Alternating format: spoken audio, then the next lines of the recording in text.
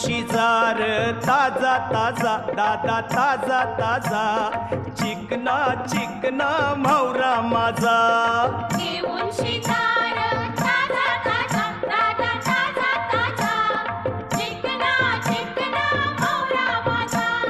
घेऊन शिजार ताजा ताजा दादा ताजा ताजा चिकना चिकना म्हावरा माझा घेऊन शिजार ताजा ताजा दादा ताजा ताजा चिकना चिकना म्हावरा माझा